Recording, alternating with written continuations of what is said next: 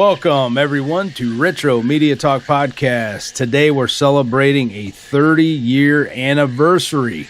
And we got Mike Gallus back with us as a returning guest on one of his probably favorite movies. And we have Steve Lego, our co-host. Our regular co-host. And, hey, Mike, what are we going to talk about today? What do you want to know? No, I mean, tell us the title of the movie. Is this your favorite movie or one of your favorites? Yeah, it's definitely top 5. All right. This is Jurassic Park, and I've probably seen it about, close to 100 times. Holy cow. Maybe. Jeez. Well, you're the man we need on this podcast. For sure. Yeah, you know what? I mean, I watched it last night. No, 2 nights ago. Sorry. And I must have not seen the original film for, I don't know, it must have been a long time. Because, I mean, The Lost World was always my favorite. But after watching this one again, I mean, I realized, man, I don't know. I have not seen this in a long time, apparently. I haven't seen it since I saw it at the theater. Wow. Really? Yeah. Yes. Well, when it came out in the theater, I think within the first month, I saw it like 10 times. 10 times? Yeah. Holy We saw it 2 times on opening night. And what's funny is I drove all the way to St. Louis to see it with a friend, and 2 of my other friends went with me. So we had kind of like a big group going, and we saw it at 2:00 at Ronnie's 8 in St. Louis. But here's the kicker. We did not get to experience, the first time through, we did not get to experience the CD sound, because this movie, Spielberg wanted the sound to be kind of like the center stage of it. So what they did, this was the first movie that had a CD soundtrack. It was on DTS. And the first time through, we didn't get that experience, because we went back at 9:00, and the theater manager was like, he's showing this disc, and it was huge. And he's like, all the soundtrack and everything's on this disc, and it's going to get really loud. And I telling you, man, it was probably the loudest movie I'd ever seen. The second time around, we were like really impressed. I don't know what theater I first saw it at. It might have been my uncle's theater. I'm not sure, but I remember the experience was really loud. I mean, the bass just well, the bass shook my house 2 nights ago, because I mean they didn't hold nothing back in the bass department for the dinosaurs walking and everything. Okay, I didn't go with you, Gals, then. I don't know. You may have went on one of my times when I saw it. Yeah, I can't remember. Man. Yeah, I obviously saw it in California. I mean, you were in California then, yeah. Yeah. Okay. Was it a pretty awesome experience? Oh yeah, I mean, it was cool. I mean, we'd never seen anything like that at the time. It's I don't remember too much about the sound, but I do remember seeing the CG dinosaurs, and like I say, at that time it blew you away. You know what I mean? Well, I mean, we talked about it before. I used to love that show when I was a kid. What was it called? Land of the Lost. Land of the Oh Lost. yes, Land of the Lost. And dinosaurs always fascinated me, and obviously they fascinated everybody. But the hype on this movie was so huge, that we were going to see dinosaurs really realistically on the big screen. And, Spielberg was doing it, so you knew it was going to be, good, or great. Yeah. Well, check this out. Spielberg almost didn't do this movie because Crichton was writing the book. It was when Spielberg was working on the movie Hook, and he had a side thing that he was working with Crichton on, because they were trying to get the TV show ER going. And so he asked him, he goes, "What are you working on?" And he goes, "Well, I got this manuscript I'm working on. It's about genetic dinosaurs." And I guess Spielberg was a huge dinosaur fan as a kid. Yeah, he was. And he's like, "Oh, you got to give me the rights to this." And so he verbally did, but then when the book wasn't even out yet, because it didn't come out, I don't think, until like 92, and this is like 1990. And so the studio wanted a huge bidding war. And so there was a couple names that came up that wanted this project. And here's one of them is, Steve, one of your favorite directors. So I'll give you two of them. So 20th Century Fox wanted Joe Dante. Warner Brothers wanted Tim Burton. No. And then that would have been bad. And then TriStar, they pushed for Richard Donner. I mean, no offense against Tim Burton, but it would have been it would have been Edward Scissorhands with dinosaurs, something really off the wall. Donner would have done a good job. And probably, not as good as Spielberg, but he probably would have done a pretty darn good job. Do you remember what Joe Dante did? Well, yeah. Gremlins. Oh, yeah, Gremlins, that's right. Yeah. So Joe Dante, I remember he did do The Howling? Maybe he did The Howling. He did something. Maybe. Werewolf. You have to look him up. Yeah. So go ahead. Universal was, pushing Steven. He ended up getting it. And then this movie went into production like 1991, pre-production.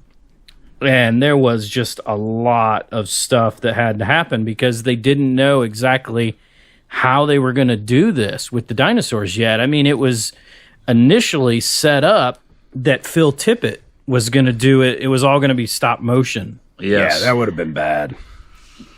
And, you probably seen some of the animatics and stuff that he did, which it was kind of, I don't know. I don't like stop motion. Borderline cartoony, I guess. I don't know. Yeah. They did it right. And they got Stan Winston, which is a genius. Yeah, and I mean, if you've seen the any of the behind the scenes on how they built, those took they built a full size T-Rex. Oh yes, yeah. And it took it had to have taken at least a year to build. Oh man, that was amazing. And then they had this device that was remote controlled. It talked to the big T-Rex. And they had 4 guys operating these arms, and whatever they did, the T-Rex would do it. And they said that it was his head would move and it would stop on a dime. I mean, it was just right there. There was no jerkiness, nothing. Right. And then they built one big T-Rex, and then they built one for the feet. Man, we jumped kind of ahead. We forgot to. Because it is a 30-year anniversary, so we gotta kind of put the release date out there. This was released on June 11th. Yep, 1993, and had an estimated budget of $63 million. What I read, and did you guys read that it grossed worldwide 1.03 billion with a B during its theatrical run? If that information's correct, I don't know. I don't believe it. It ran forever. I mean, it ran for a whole year. Yeah, that's a lot of money. I mean, if that's true, because they said it was one of the most, highest grossing films of all time. So I know it was about 500 million here in the U.S. Yeah, so that'd be about right then, worldwide. Yeah, probably. I know just yesterday I Googled to see what the top 200 highest grossing films are, and it was it's way down there now, but it's kind of the list is kind of inflated. It's probably Titanic and it's not even that. If you look at the list now, it's laughable. Really, the movies that are on there, and it's just those stupid popcorn movies, in the top 100, movies are Thor, Love and Thunder. I mean, there's just Ant-Man. I mean, it's all these Marvel superhero movies. Top grossing? All the big classic movies that you think of that they were huge. Titanic. It's probably for the time now, but maybe not back then. You know what I mean? But it's kind of unfair how they do it because even when they do the adjustment for inflation the time and all that. Yeah, I mean. like when you look at like Star Wars, right? Yeah. Star Wars, for the longest time, was one of the highest grossing films of all time. Yeah. And even when they adjust it for inflation, it's not. It's like in the top 100 now. It's in the top 100, but it's like there's more people, first of all, than there was, and so you can't never get a true number. So they have to figure out a fair way to figure out the metrics on that, because there's no way that Captain America: The Winter Soldier is a more grossing movie than Star Wars. I'm sorry, it's just not. It's just not true. What was the newest Jurassic Park that came out? What was the newest Dominion. one? Yeah, that Dominion. one. That one's in like the top 50 highest grossing films of all time, and then the original Jurassic Park is like way down on the list. Wow. Which is crazy. It's crazy. That's the only complaint I have about Jurassic Park.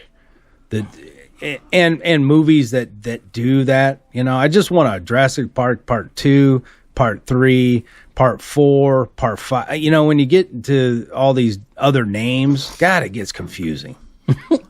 I mean, in my personal opinion, I think they've done way too many Jurassic Park movies. I did love the last one. I think they need more. I can't get enough. I'm sorry. The last one reminded. It was like that dude. I know we don't want to get off on the new one, but the bad guy, I guess you could say. He reminded me. Dodgson. He reminded me of Bill Gates. Tim Cook. Yeah. Totally doing GMO experimentation and all that stuff. There was a good message behind that movie, I thought. Yeah, I've only seen the first 3 Jurassic Park. Oh, really? And the third one, that was enough for me.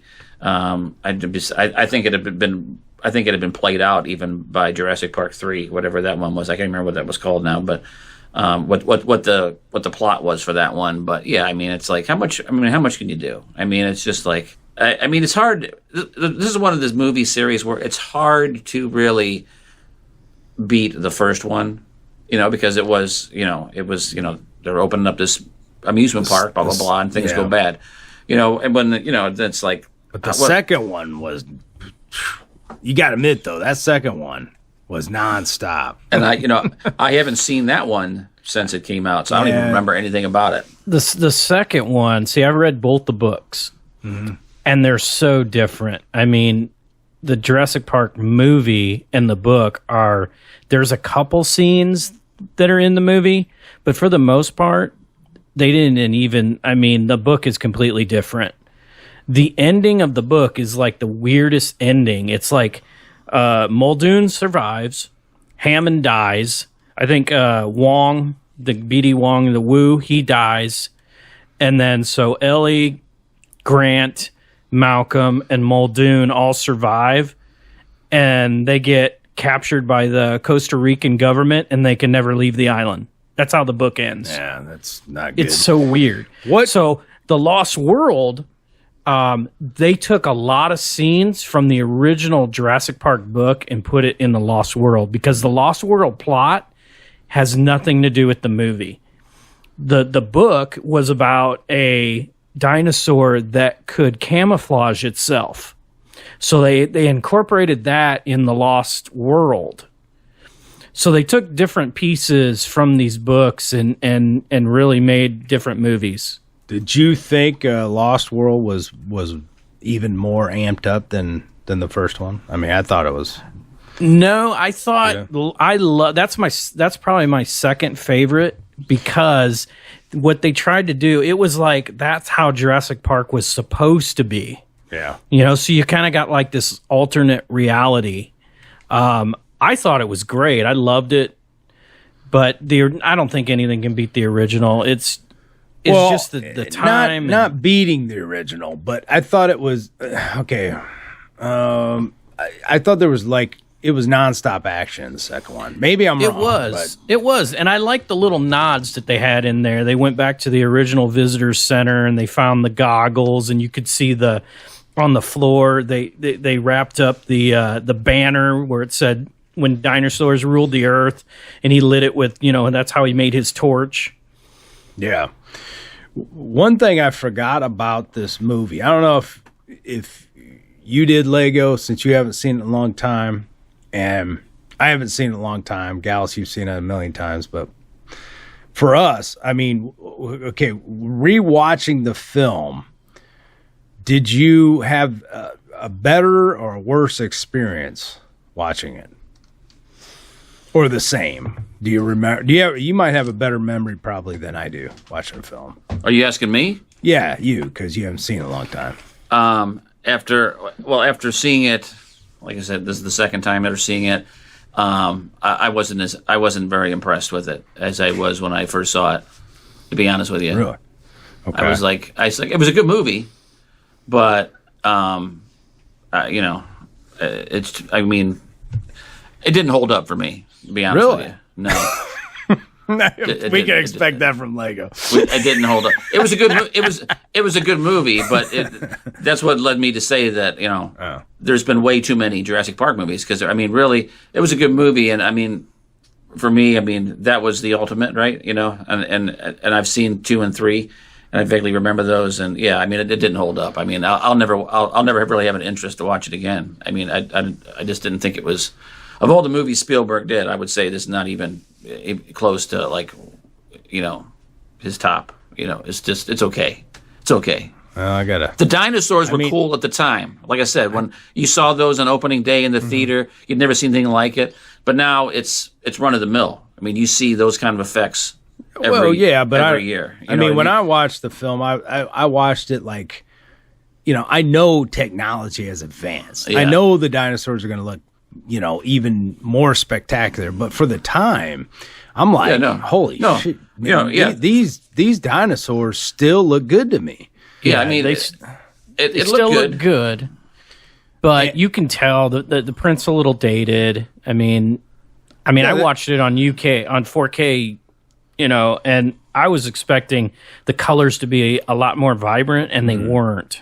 Well, you know what I noticed too on it's weird. Because on one of my TVs, everything looks crystal clear. And then on my older, bigger TV, it looks a little more grainy on some of the movies. Now, Jurassic Park, to me, looked great. Well, I think it's just a different technology. It might be OLED is better than the LEDs. Yeah, and your old TV might have like a 60 hertz refresh rate. Yeah, probably. Yeah. The 120 is so that can have a lot to do with it. Yeah. So my experience, though, this is the deal. For me, I forgot how intense that movie actually was. Now I watched it. In my surround sound, pretty loud. I mean, it was shaking the house.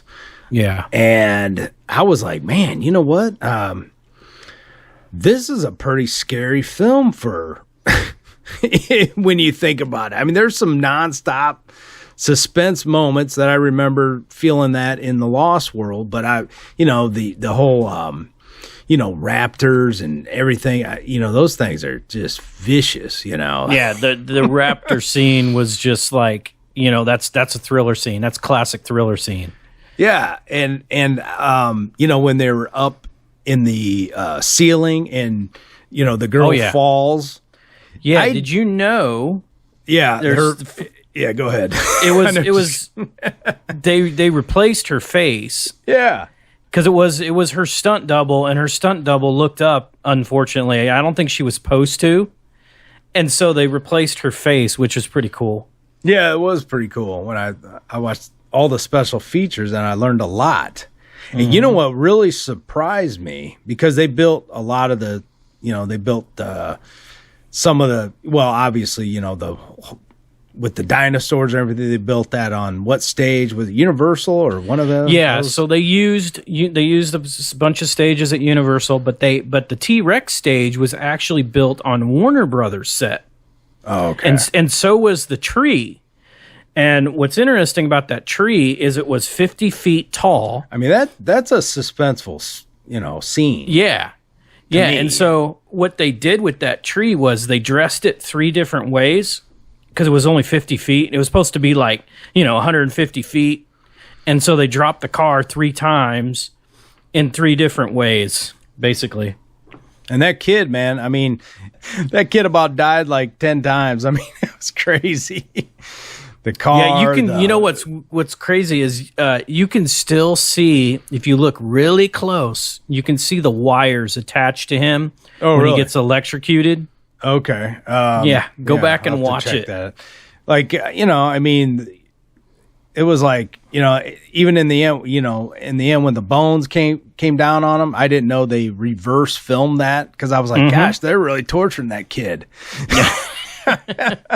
And they filmed that in reverse. That was kind of cool when I learned that. Yeah. Because those bones looked like they came down on him.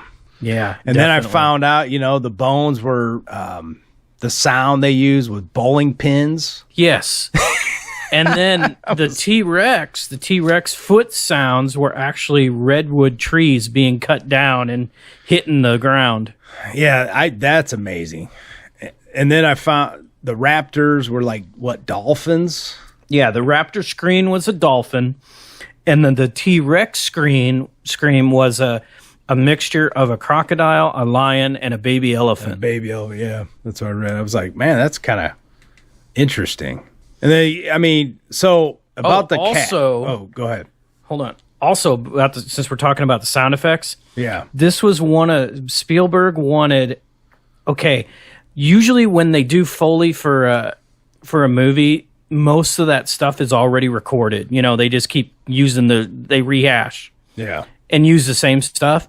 Well, for this movie, he wanted all the sounds to be re-recorded and completely, natural. Wow. So that when you went into the movie, you're thinking, okay, I haven't heard this sound before. Yeah. That's it. It was genius. So let's talk about the cast a little bit here, and then we'll get back to more of the making. So you got Sam Neill. I love Sam Neill. He was in the last one also. Great character. Now, you guys know he's got stage 3 blood cancer right now. I don't know. Really? Yeah. It was just he's being treated, but he says he's doing good. Hopefully that's that holds up. I love Sam Neill. Yeah, he's great. Great actor. Laura Dern, she's still alive, obviously.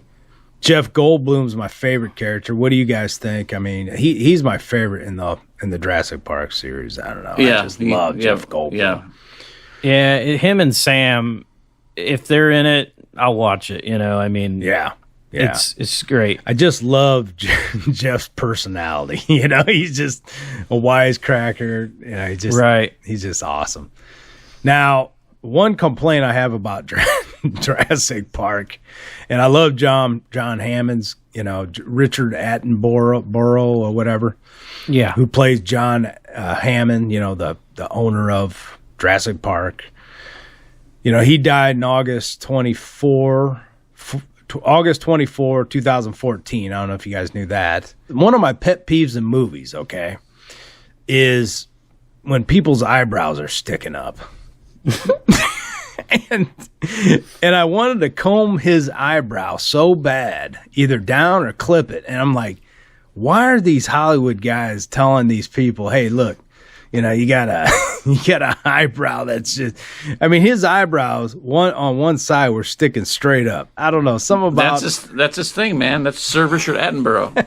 I mean, it's like, come on, man. You got makeup people and everything. It's like, hey, Richard, let's trim those eyebrows. Come on, man. Well, that's like a grandpa type of thing too. He was the grandpa in the movie. Yeah. He came out of retirement to do this movie. He used to be an actor. He was a director, and they worked around his schedule because he was finishing up Chaplin at the time.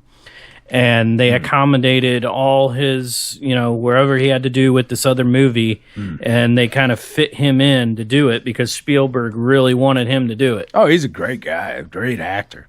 But, I mean, you guys know what I'm saying. I'm not trying to be nitpicky, but I hate when I watch a movie and I got either, too long hair coming out somebody's nose on film or their ears or...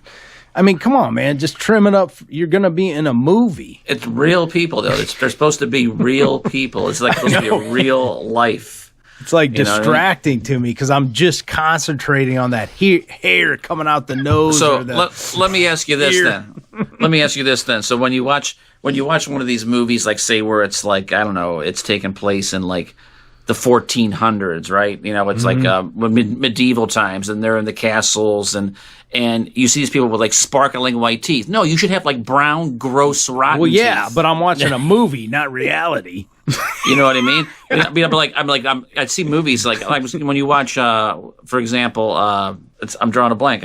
My dementia's kicking in. The big HBO series, but with dragons. Game of Thrones? Game of Thrones. Yeah. Those people all had white teeth. They wouldn't have white teeth. I know. I've thought of that too, but who wants to watch a film or TV series where their teeth are rotting out and freaking all stained yellow? I don't. So yeah. But I mean, but you know what I mean. But that I mean, know. it's you're nitpicking somebody's eyebrows. I mean, it's like eyebrows, teeth, or like there's a scene where people are they're in bed doing it, right, and they all got like makeup on. Come on, that's not even realistic. Are you guys not noticing the eyebrows at all? I didn't notice. No, Oh I mean, I guess when I'm Maybe watching it's my a movie big about screen. a dinosaur amusement park with T-Rexes running all over the place. Maybe it's my big screen. It was just to like- notice Sir Richard Attenborough's fuzzy eyebrows. I missed it. I guess I missed it. Oh man, yeah. There's been a lot of. I mean, there's been several movies that just like distract me with those dang eyebrows or nose hairs or ear hair. I mean, come on, man, just trim it up for the movie. That's it. Well, I do know, like when I watch a lot of stuff, like if I watch anything like from Britain, like BBC, I will notice because it's a cliche, but it's true. A lot of times, English people have like these really big ears and these big teeth. Yeah, right. These big choppers, Yeah. and I do notice that a lot. Oh, yeah. But maybe it was just so humid that his hair on his eyebrows just wouldn't, lay flat. So anyway, all right. So we got that. That's Richard, but then we got Bob Peck as Robert Muldoon. He died April 4th, 1999. Martin Ferrero. How do you say that? Ferrero? Ferrero. Yeah, maybe that's it. Donald Gennaro played as Donald Gennaro. Who was I that? didn't let. Gennaro. Yeah, I couldn't stand him in the movie. Which character was that? I don't know. He was the He was- lawyer. Yeah, he was like the the lawyer. insurance Yeah, company yeah. lawyer. Wasn't he type in guy. like planes, trains, and automobiles? or Yes, something? Yeah, yes. that's He what I was the thought, guy at the gas station, Yeah. remember? Yeah, that's him. Okay, the kid, Joseph Mazzello, if I'm saying that right. Played Tim Murphy. Mm-hmm. And Yeah, he's he still was- doing stuff. Yeah, he was in that, and it's really awesome. It's the HBO miniseries. It was the Pacific. You ever seen it? Oh, I love that show. Yeah, I he didn't know that was one- him. Yeah. Yeah, that was him. The Yeah. kid that smoked, the guy that smoked the pipe. Well, I just read he was in that, and I'm like, which one was he? I didn't know who it was. I'll have to rewatch that series. I love that series. Yeah. Ariana Richards, the kid, Lex Murphy, played Lex Murphy. She's like an artist or something. Did you guys know that? No. She hasn't been doing anything. Like, All right, let's get to Hollywood. the important person. Samuel Wayne L. Knight. Oh, yeah. Wayne Knight. Wayne Knight, yes, as Nedry. I mean- that's probably awesome. He was great. He was great. He was great. I mean, and he was starring in this in his heyday with Seinfeld. It's crazy. Mm-hmm. Everybody knew him as Newman, but yeah, he Didn't played. say the magic word. Yeah, yeah, I love that on the computer. Yeah, That is the best. yeah, that was great. Samuel L. Jackson was a surprise. I did not remember he was in this film. Hold on to your butts. Samuel L. Jackson, he plays great in whatever he does. I just saw another movie recently, and I can't think of what it was. Where same thing. He had like this little bit part in it, and he was like young, and I was like, wait a minute, that's Samuel Jackson. Yeah, I didn't remember him. Well, at the time, he wasn't really that famous. You know what I mean? No, and he was also, I think it was 92 or 91. He's also in Loaded Weapon 1. Oh yeah, Yes. with Emilio Estevez. Mm-hmm. I haven't seen that movie. That movie's hilarious. Long time. I have to rewatch that. Yeah, you should rewatch it, definitely. Brickhouse Nutrition offers an array of workout essentials like Foundation, a great muscle building formula. Fight muscle fatigue and increase your workout endurance. Foundation combines creatine and ATP to increase nutrient and oxygen delivery. This helps the body work out longer and recover faster. Creatine supplements and ATP supplements are backed by studies that prove they help with lean mass and strength individually. Foundation is known to pack on muscle naturally. Use our special coupon code HEALTHYLIFE to get a maximum discount. Coupon code HEALTHYLIFE. Healthy Life. Healthy Life.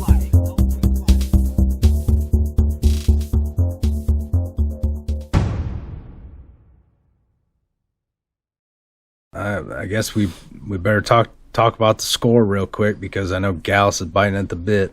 Oh yeah, it's for Williams. I mean, that's like, I don't know, man. It's top five for me. Well, let's tell people what else he did. Well, some people don't know. Oh my gosh. Okay, so theme wise, I think it's probably one of my favorites. I know, but what other movies he did? I'll tell. Just okay. Relax. All right. Relax. All right. So, like, theme-wise, it's probably Jurassic Park, Indiana Jones, and then anything Star Wars. You forgot one. Superman, the movie. Come on. Yeah, Superman. You forgot one. It's great, but he's done stuff that's so much better than Superman. Come on, man. You didn't even name one of the other ones. I would put Superman in, like, it would be in top 10 somewhere in there. What am I missing? Jaws? Yes. I'm missing Jaws. Well, Jaws is one of the most iconic. E.T. Yeah, everybody soundtracks. knows Jaws. I mean, let's just say it's not one that I listen to on a consistent basis. I will say this though: if you started playing random John Williams scores, they're automatically going to know Star Wars. They're automatically going to know Superman. They're automatically going to know Indiana Jones. They might not automatically know Jurassic Park. Really? I don't think so. I don't know. It's pretty iconic, but yeah, I mean, Jaws. Everybody's going to know that one. Star Wars. Everybody's going to know that one for sure because they've been out for forever. This is a good score by John Williams, but I mean, as far as like people knowing it, the general public, I don't think it's as iconic as some of the other ones he's done, for sure. Okay, that's one thing about John Williams. I'm not a big I like orchestrated stuff, but I'm not a big orchestrated score guy. I mean, Mike knows I'm more of a synthy type. I've talked about this before. I like synth, electronic, not the big bombastic orchestrated. But I'll give John Williams credit. I mean, he knows how to create a memorable, score. But some of the orchestrated stuff that comes out in movies, sometimes it takes away from like the atmosphere. Like if you watch some of the movies back in the 80s, some of them they were so overly, maybe it was people just trying to be John Williams. It was just like, come on, man, the pace is just off here. Or it all blended together and it sounds the same. Yeah. And one thing John Williams can do is he can create a theme that you remember, and doesn't sound overly done. And annoying. Well, I'll tell you what, going back to Jaws, if you listen to Jaws and then Jaws 2, because they actually got him to come back to do the music for Jaws 2. Yeah. I think Jaws 2 is actually better musically than the first one. Really? Yeah. Yeah.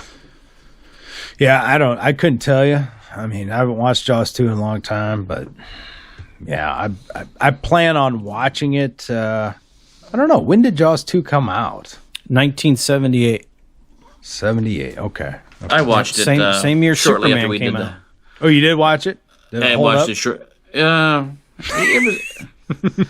It wasn't nearly as good as the original. No. Yeah. No, but it's not bad though. It was the last good Jaws movie for sure. Yeah, it's not a stinker. Yeah, I just can't believe that we can't get a a really good Jaws movie again. I mean, come on, man. I mean, there have been some good shark movies, but I mean, not good Jaws movies. I mean, I want a really good Jaws movie. I'm one of those people though that I think I don't want him to do another Jaws movie because it can probably look better and whatever, but nothing will ever match the suspense and the magic of the first one. You know what I mean? Right. It's like, right. Well, you know what I mean? I mean, in 20 years, people won't even watch the original Jaws. You know what I mean? It'll just be, well, hopefully garbage. they will. You know what I mean? I hope they will. But, it's like us, it was like us not wanting to watch movies from the 50s when were young. True. It's going to be the same thing. Technology is so much advanced that, those movies that we think are so great, they're not going to be watched in 20, 30 years. They're just not going to be. But anyhow, I think the AFI's, whoever that is, the American Film Institute, I think they listed The Godfather as the greatest film of all time. Yeah. I kind of believe that. Because it's pretty good. I mean, it's a great movie, but I don't think it's the greatest of all time. I don't think there is a movie greatest of all time. Well, it's all subjective, you know what I mean? Yeah, it is, yeah. What about the greatest story ever told? Because you have to go with genres, like best horror movie of all time, best action film of all time. If you went by highest grossing, it would be Thor: Love and Thunder. No way. Tickets cost $50 per person. Is this the third Thor movie? I've only seen two of them, I think. I don't know. I started watching a little bit of it, I don't know, about a month ago, and I was like, I had to turn it off. But it was so dumb and stupid. Really? But it just blew my mind. It's literally that's like in the top 30 or 50 movies of highest grossing of all time. It just tells you how pathetic the film industry is nowadays. Well, that's all they do. And the audiences and what the audience wants. They want them superhero movies. You know what I mean? Yeah. So, you can't really blame the studios, right? You really can't. I mean, that's what people are gravitating to now. And then when there's a movie like, whenever it's going to happen, but, the sequel to The Passion of the Christ, right? I mean, that was a very high-grossing movie. I mean, I think The Passion did like almost $700 million. Yeah, but The Passion was awesome. But it's like Ant-Man and Wasp Woman or whatever the heck it is. It does 1.6 billion. Gross. I mean, come on, it's pathetic. You know what I mean? So people don't want good films. They just want to be like escape and watch like a bubblegum movie nowadays. You know, it doesn't matter if it's a good film anymore. As long as it's got lots of CGI and action, that's what holds people's attention now. I mean, when the Marvel Universe, turn around, there's a new one. When the universe first started with Iron Man and Captain America, that was great. But then they had to, weave them all together and get 8 million different characters, and they just watered it down so bad. It's like, and here's the thing, with those movies, I'm like kind of just so tired now of seeing, all these worlds that they can create. Whereas it kind of takes away from the stuff that, when we first, like Jurassic Park, when we first saw the dinosaurs and all that, I mean, that was an amazing experience. But now we're so far advanced that where's the next big thing? You know what I mean? Because everything else just kind of feels like it's just the same thing all over again. Well, I mean, think about some of those movies. They don't use animatronics anymore. No. And I think animatronics looks better than CGI for the most part. They went back to that. They went back to the Yoda puppet on, the newer Star Wars movies. They used a puppet for The Mandalorian. And they have, I would say Mandalorian, that show, that first season. Yeah. Because that was groundbreaking. And if you ever look at the behind the scenes on how they did that, they got this entire room called the Volume. And they used game technology to generate all those backgrounds and stuff. So that could be the next, advancement. So they don't have to do a lot of green screen anymore. Okay. But they interspersed that stuff with they went back to more of the models and the puppets and stuff like that. And that's what Jurassic Park had too. They had puppets. Yeah. And they interspersed the CG in with that, and it was kind of like a really good use of the technology. Well, yeah. I mean, I'm looking at not to get off subject, but I wanted to name all the titles here for the Jurassic Park so we can explain how confusing the titles are. Okay. So you had Jurassic Park, then you had Jurassic Park, or you had the Lost World Jurassic Park. Yes. Which there was no part 2 added to that, so that kind of, we all knew it was part 2, but Jurassic Park 3 was the only normal sequel title. Yeah. Right. That was the last one I saw.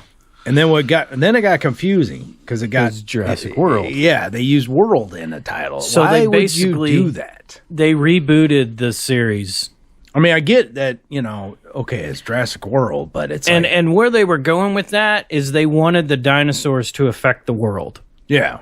I mean, I get that watching the film, but it just gets confusing because you're like, okay, Jurassic World, okay, Jurassic World Fallen Kingdom, and then Jurassic World Dominion. It's like, okay, could we get away from world and maybe a different term like Jurassic Earth or something, Jurassic Land? I don't know, something separate from the Lost World, because for me, I got confused when I mean, if you decided, oh hey, I've never seen a Jurassic Park movie and I'm going to watch these, if you didn't have the way to see what year they came out, you'd have no idea where which order you would need to watch them. Because when you go Jurassic World Dominion, Jurassic World Fallen Kingdom, there's no 1, 2, or 3 in that universe or whatever.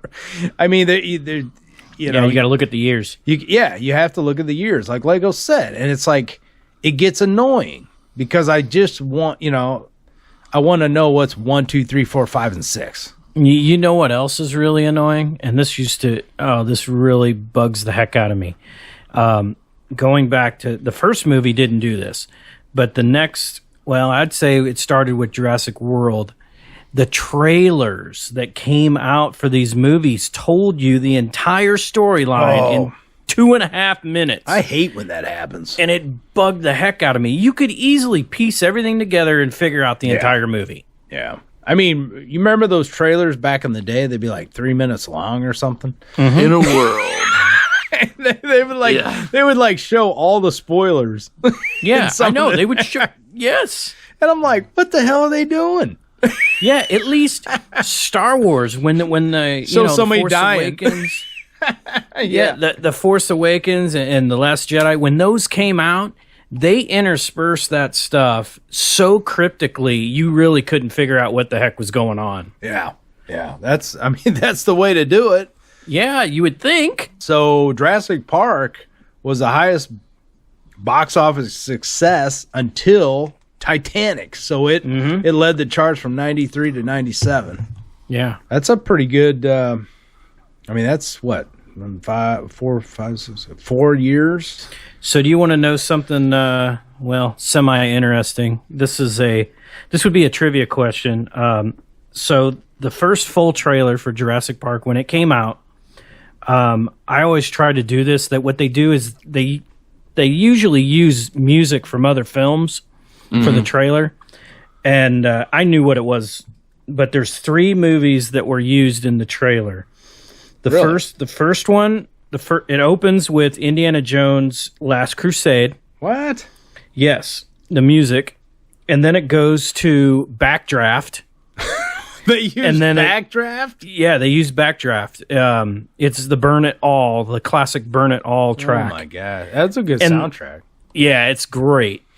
And then it ends for 7 seconds. You can barely hear it. It ends with a cue from The Abyss. Oh my gosh. That's funny. Mm-hmm. Wow.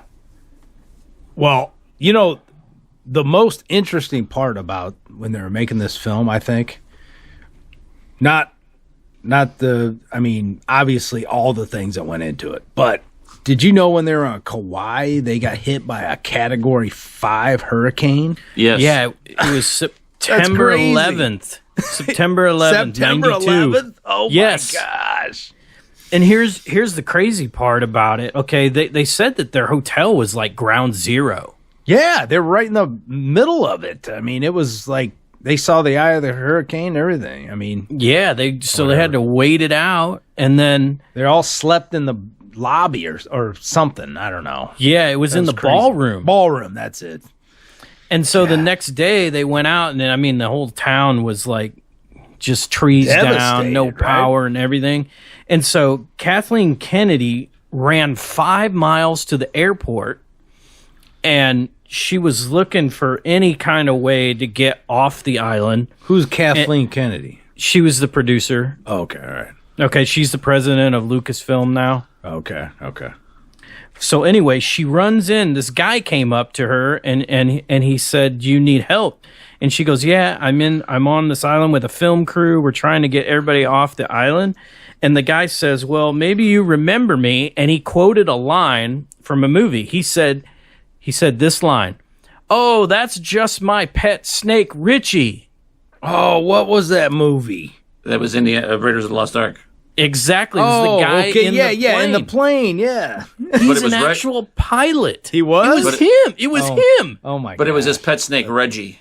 That's Was it hilarious. Reggie? And then Yeah. and then Harrison Ford, I hate snakes. Yes. Yeah, okay, gotcha. Well, anyway, it was that guy, and he's the one that gave him a ride off the island. They did. Wow. Well, didn't Yeah, it's they crazy. help with people, right? I mean, they help Yeah, people with the devastation.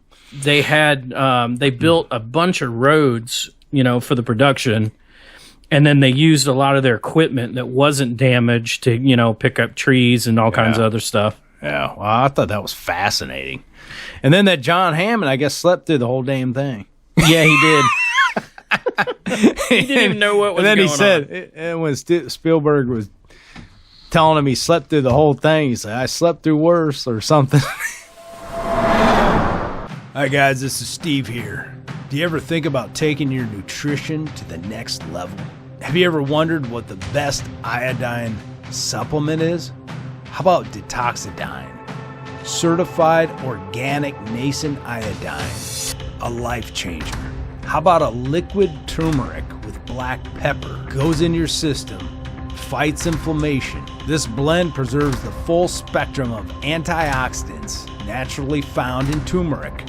Global Healing Organics also just came out with an organic mushroom blend and bioactive copper. All this can be discounted with our special coupon code Healthy Life.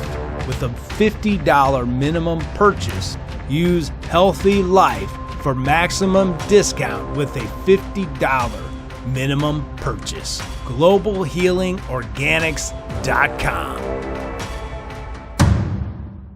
One other little quick tidbit is they said the hardest gig to nail down was the little cups on the dashboard. Yeah.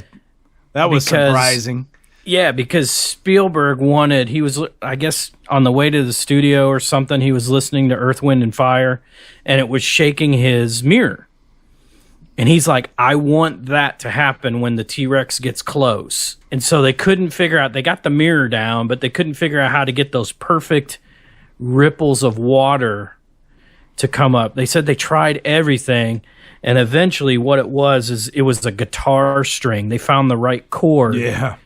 And so they had to rig up a guitar string in the dashboard Yeah. to get that to work. That was pretty cool. When I just saw that today, I was like, "Oh, that's pretty interesting." You would think it would be a lot easier than that. Yeah, you would think. Maybe like a subwoofer in the car with some, sub bass. I think that could shake the water. So I wonder if that stuff's still there, like the big concrete moats that they had to build for the fences. Yeah. And the visitor center and all that stuff, or they just tear it down? I don't know. Man, I mean, They probably just let the jungle reclaim it, right? Yeah, Because that's it's in Costa Rica, right? It was really in Costa Rica, right? No, it was in Hawaii. yeah, it was in Kauai. Kauai, the island of Kauai. I think it's across from Maui. It's close, I know that. But yeah, it's that was pretty interesting. Cat 5 hurricane during filming. That could have wiped out their whole movie. And it was the last day too. It was the last day of on location filming. That's nuts. They were going to film the Gallimimus chase that day. Oh my gosh. Yeah. When you go back and look at these movies to see what they actually went through and the guerrilla tactics that they had to endure. And, with the animatronics we were talking about, Spielberg really wanted rain to come down on that, when they're filming the T-Rex. scene. Yeah, and it was getting like sopped up or whatever with water because it was made of wasn't it foam or something? Yeah, it was foam rubber, and then it started shaking. Yeah, because it was getting heavy, right? Yeah, the rain was water. like putting more weight on it. They had to do it like soak it up with a chamois or something. I don't know. All these. Yeah. I was like, gosh, Stan Winston didn't think it would hold up or something. And he, Spielberg really, really wanted to do it in the rain, and he didn't know if those animatronics would work in the rain, but he's like, give it a shot, I guess. One thing I will disagree with Spielberg on, though, when I was watching the special features, he said this isn't a monster film. Dude, I think it's completely a monster film. For me, I'm like, what is he talking about? Well, I think it's pretty terrifying if you're a young kid watching this film. Yeah, for a young kid, I see what he's saying. I think he didn't want to make these things are just they're created. They're just suddenly thrown back into the mix together. So it's like, okay, how are they going to respond? How are they going to act? So I don't really see it as a monster film, but I see your point, though. I wouldn't consider it a monster movie. It's a very action-packed movie and stuff like that. It's more of an action adventure, and it's the. I think it's more of a. I mean, obviously the dinosaurs are front and center, but I think it's more of a cautionary tale. As usual of people messing with stuff that they shouldn't be messing with. Well, no, that's right on. I'm talking though the intensity of the film. There's the dinosaur that spits on Newman and right, and then Newman. I mean, there's some death scenes and there's some good suspense. I mean, really good, intense suspense. In my word. I mean, but it was just animals doing what's sure they're supposed to do. Yeah, exactly. Yeah, and I know that's. I mean, I guess I should rephrase it, but I just think it's not a horror film, but it. I mean, it definitely has some scary elements to it. It's like one of those animals attack movies, right? And for me, I was kind of on the edge of my seat a couple times. Just like the raptor scene. When she's in the little underneath kitchen, and then that raptor's heading for her, and then hits his head because he hit the reflection. Saw her in the reflection of that metal there. I will say that this movie is way better than The Wanderers. The Wanderers. Or the Warriors. Oh. For sure. Both movies kept your attention all the way through, but I'll give the nod to Jurassic Park that it's definitely a better film. Two different genres. All right. But even though I say this movie doesn't hold up, it's still a really good movie. It's like say, it was ahead of its time. It's a legendary movie that obviously has spawned all these different sequels. Yeah. And they I enjoyed it watching it, but it just. I guess we're just used to it. We're used to the grandeur now of like films. Yeah, you know what I mean? Exactly. That's kind of what I was talking about earlier about the Marvel stuff. But that scene in the kitchen, that was an oversized kitchen just to be able to fit everybody and everything in there. They said that it was all stainless steel, so they said it was almost impossible to hide the lighting. Yeah, because it was so reflected, they had to I can imagine take stuff and get the shine. Change the shine on all the steel, and then all those cabinets or in the stainless steel, there was people laying in there because that's where all the controls for the Raptor things were. That's amazing. Mm-hmm. Yeah, so they did do animatronics and a mixture of CGI. which was the first time I think that's ever been used, right? No, the first time was actually 1985 on a movie called Young Sherlock Holmes. Really? That was the first CG character in a movie. Well, maybe first CG, but something with they said it was groundbreaking, visual effects that were a mix of, the practical animatronics and computer generated imagery, CGI. Yes. So what they did is the animators, they still used Phil Tippett, and what he did is he created, him and his team created a device that his animators could use. It was called a DID, which stood for Dinosaur Input Device. It was kind of like, your clay dinosaur that you would move to do the stop motion. Yeah. But it was just filled with sensors. And so what they would do is they would put the dinosaurs in the positions that they wanted to, and that would send the input to the computer, and the computer would animate what they were trying to do. So that was brand new.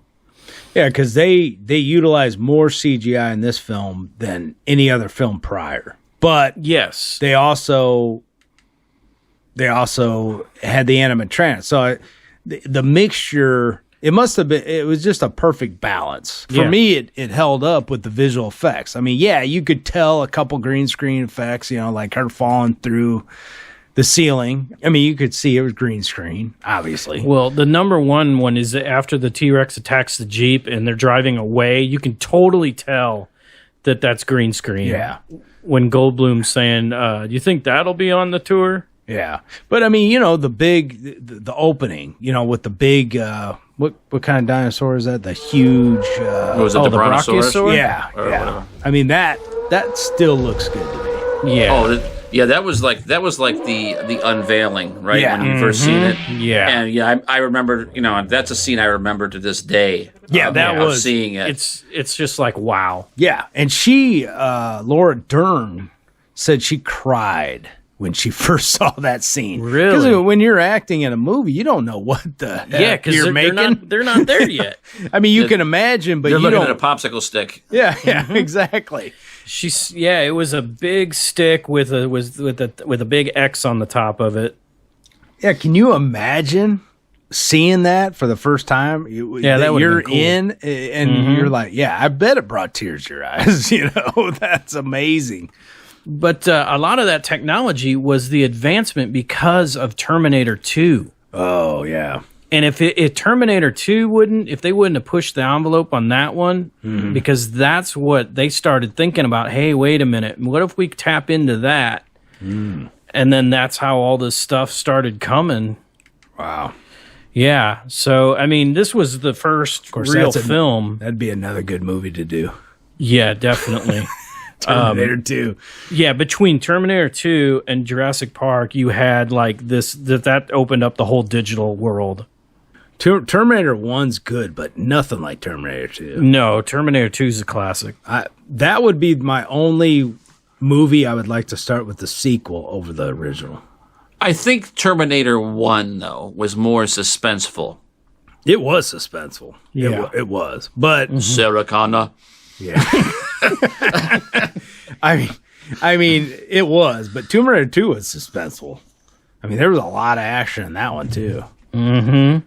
I mean, I just remember, man. But you remember like the music from the very first one. It was it had great score, great score. Yeah, it was just those. Who cues. did that score? I can't remember. That was hang on, I'll tell you in a second. Yeah, because I had that on LP. I think.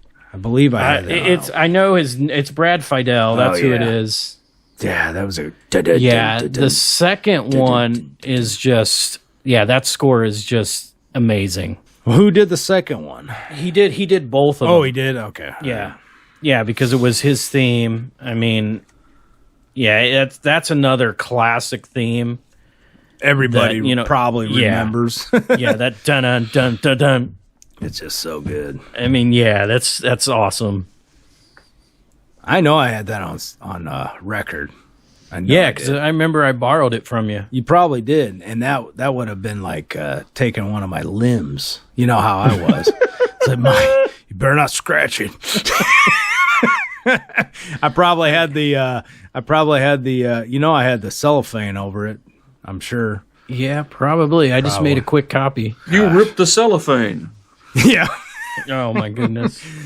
I would leave the cellophane on like 90% of my albums, unless me too. You know, I mean, you have to. Yeah, you have to, because they're fingerprints and they're like the stupid digipacks. They'll just get destroyed. Yeah. And I literally would I'd be so pissed if there was a fingernail indentation on the album, or on the cardboard or whatever. Oh, that's so annoying. I used to hate when I would get a new CD or something, and somebody would be like, "Hey, you got the new CD," and they would automatically like tear the booklet out of the jewel case and start touching it. After they just ate like Taco Bell or something. I'm like, "You dirty bastards!" Yeah. You get an oily mark, you can't get out of it. Oh my god, I'm so angry. It's like no. Or you get the CD in the mail, and of course the spindle is broken. I hate that. Oh, yeah. Boons is notorious for that. Yeah, definitely. That's why they want you to buy their dumb insurance. Who buys insurance for CDs? Usually, when I get them from Boone's, it's not the inside thing that holds the disc. It's usually cracked. Like one of the pins from the hinge is like cracked off. Yes. What's funny is I got the same CD. I forget which one it was, Gals, but you remember? I said the CD was broken, in there too. Mm-hmm. You had the same CD broken. Yeah, it was probably spindle. Something Striper or something. Sometimes it's just the damn manufacturer. I mean, I don't know how many times I went to get like a box set, right, of DVDs or something. Yeah. And they've shrunk the shrink wrap too hard. Yeah. And they've like squeezed the corners of the box or something. Oh, that pisses me off. And you'll look on the shelf, you'll go through like 5 of them, they're all the same. You know what I mean? Yeah. They've all just been shrunk wrapped too hard. Yeah. Dude, I went through that. I think it was Aliens, like back in the day when the DVD set came out, Aliens. I think I went through 4 returns, and they were. I mean, I was obsessed, right, with getting a good batch. I remember being at like Best Buy or whatever, say, "Can I just open it here and examine the discs?" They were. I mean, I would literally open the thing right in front of them. And there was one time where one was loose. I said, "Oh, it's a loose disc." and they were like, thought you were nuts. I know they did. I'm pretty sure they did. And I said, "Can I just take that one out of the one I just returned and examine it and see if it's good, and then just swap them?" Because well, I guess it's the same thing. As long as it doesn't have a scratch, I'll swap it there, and that way I don't have to get another one on the shelf. I'm not getting one that's, loose and scratched, because every time you get a loose disc, it's scratched. Especially DVD. They're less resilient than like Blu-ray or whatever. A long time ago, at Toys R Us, I bought this game. This is a real long time ago. This goes like Commodore 64. And this game was 4 discs, okay? And I played the game, and I got to disc 3, and disc 3 would not work. Okay, so I took it back twice, and it did the exact same thing. And I noticed that there was another package that this was like in just a normal box, but they had one that was like a gateway fold out version. Uh-huh. And I asked for that one, and that one had a batch that actually worked. Really? Yeah. That's a joke. There's probably a recall on it, and you wouldn't have known, Probably a disc replacement. Yeah, they thought nobody'd make it to disc 3, so they didn't care. Well, I made it. Dude, you know how many DVDs or something I've bought, when they've came out, and there's like, you don't know it unless you look at the forums, and sometimes they're like a disc replacement, like they've done something wrong, or the audio's off, or this or that, and it's like, oh, we offered a disc replacement, and I found this out like a couple of years later, and I'm pissed. I'm like, what?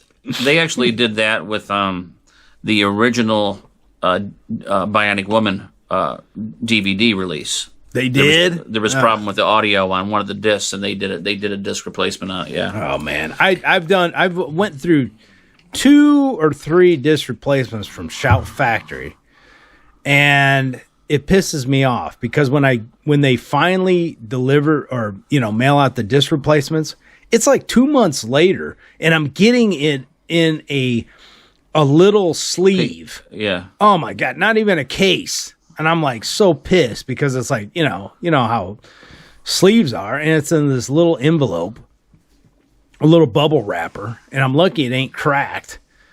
Oh my gosh, it's so annoying because I thought the first time Back to the Future was on Blu-ray, they had one of the discs had a problem with the audio. Oh shit. Well, I hope not, because I didn't do a replacement on that one. Yeah, that's the problem with of buying something that you've already seen.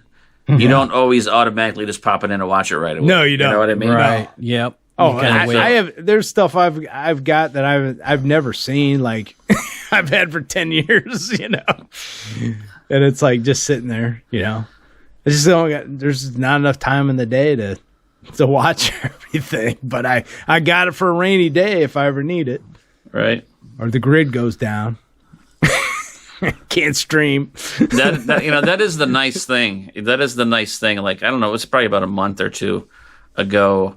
The internet went down. Like, I don't know, like 10 o'clock at night. My wife was in the bedroom watching TV, and I was in the living room. And then I said, "Well, the internet's down. I'll go ahead and pop in a DVD." Yeah. And then about a few minutes later, my wife comes out. She's like, "How are you watching TV? There's no internet." I'm like, "I'm watching a DVD." She's like, "Oh, what's that?" Yeah, I forgot about that. Dude, I love it, man. All these people are streaming now, so I'm like finding bargains everywhere. So anyway, guys, 30 years. Can you guys believe it's been 30 years since Jurassic Park came Yeah, it's out? hard to believe. I mean, it really is mind-blowing to me. I don't know, 30 years? Yeah, that's a long time. I mean, if you were born in 1993, this is your 30th birthday. Yeah, if you were born June 11th to be exact, you would be 30 years old. Yeah. Wow. I don't know, man. For some reason, 30 years sounds like a long time to me. Obviously, it is a long time. I mean, especially from birth to 30, that's like a huge chunk of life right there.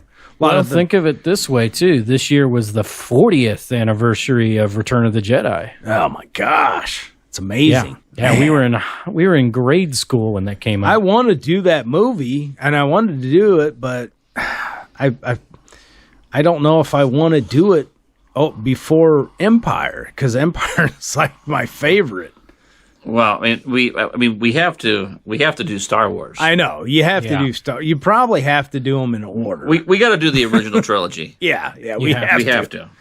Real quick though, before we close the show, there is a very loose $6 million man connection. Yes. We were waiting for that. Yes.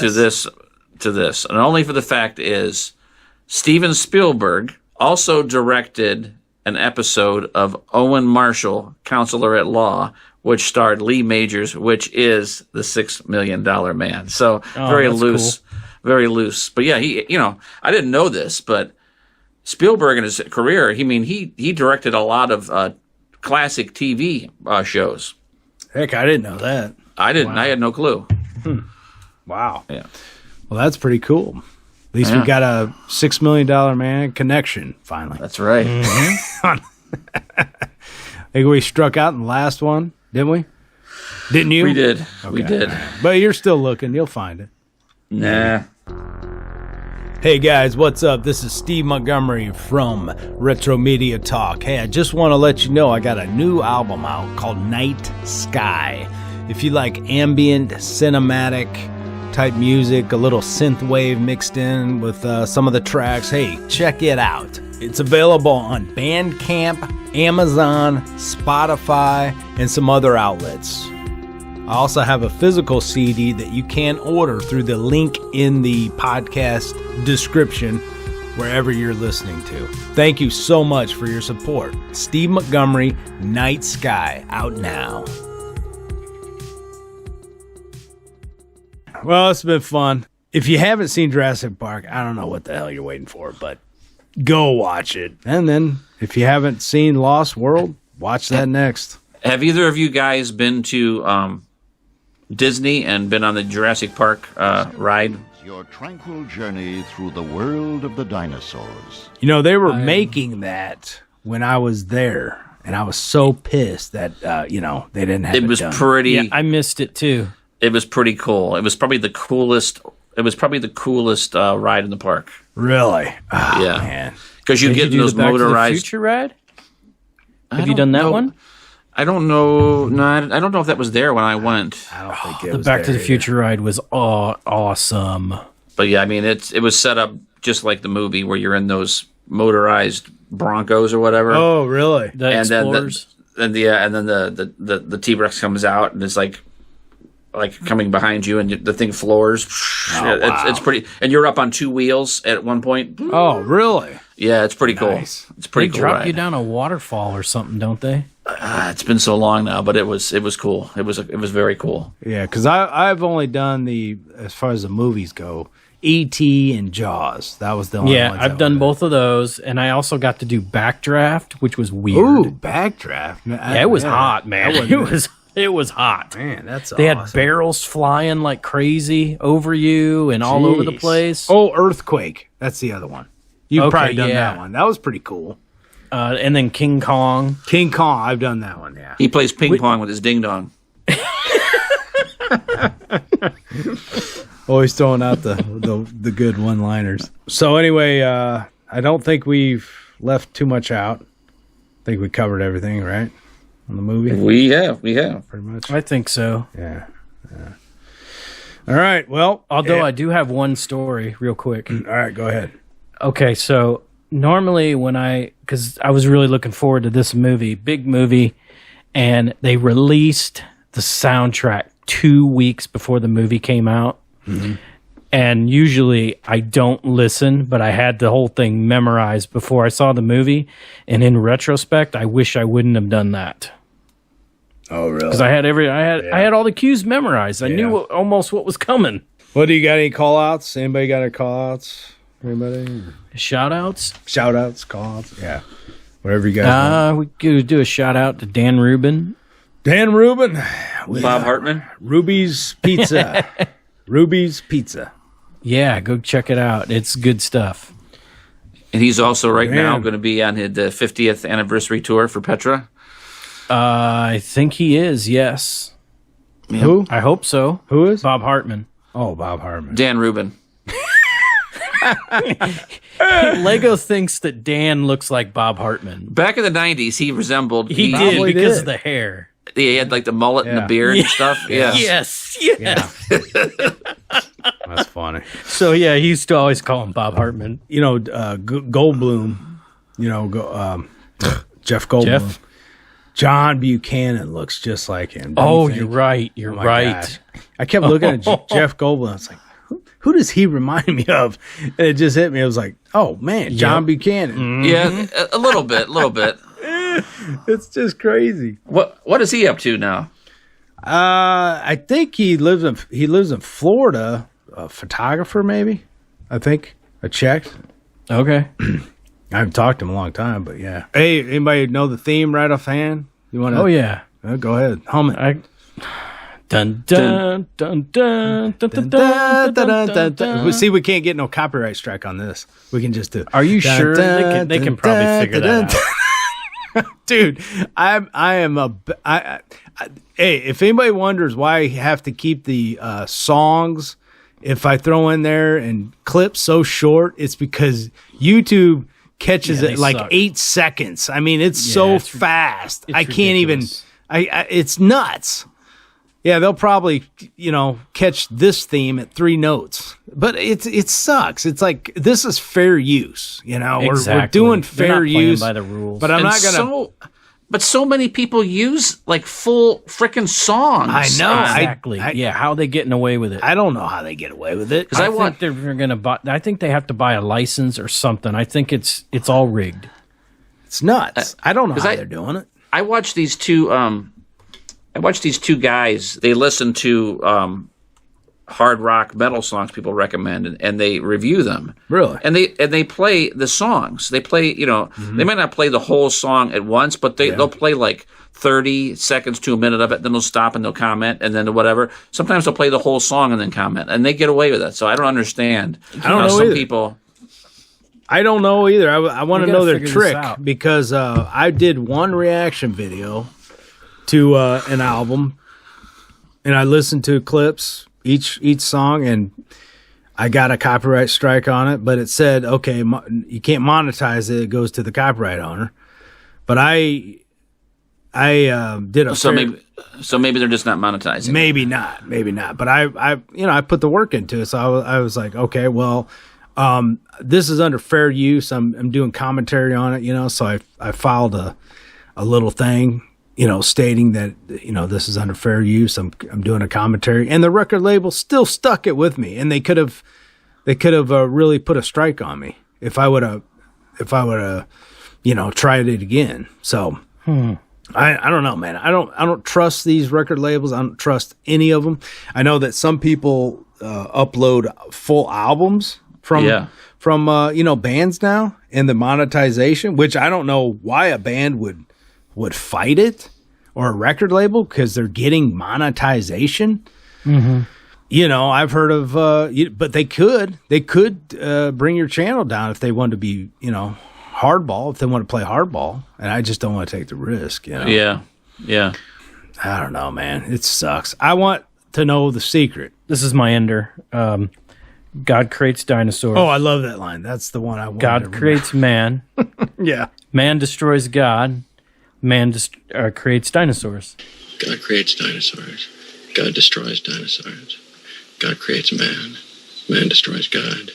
Man creates dinosaurs. Dinosaurs eat man.